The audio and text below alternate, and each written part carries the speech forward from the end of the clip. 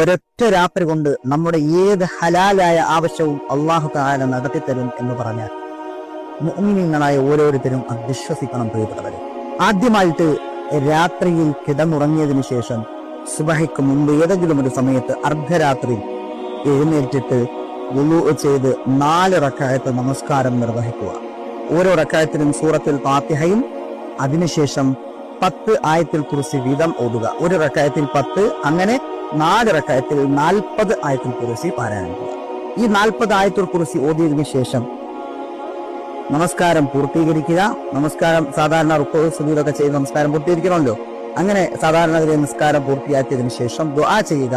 എന്താണ് നമ്മുടെ ആവശ്യം അള്ളാഹുവിനോട് പറയുക. കാര്യം ഒന്നാമത്തെ കാര്യം ആ സമയം വല്ലാത്ത ശ്രേഷ്ഠത നിറഞ്ഞ സമയമാണ്. അതുപോലെ തന്നെ രണ്ടാമത്തെ കാര്യം ആയത്തുൽ കുർസിയാ പാരായണം ചെയ്തത്. 40 ആയത്തുൽ കുർസി. അള്ളാഹു ഉറപ്പായും ആ സമയത്ത് നമ്മൾ എന്ത് ചോദിച്ചാലും തരും.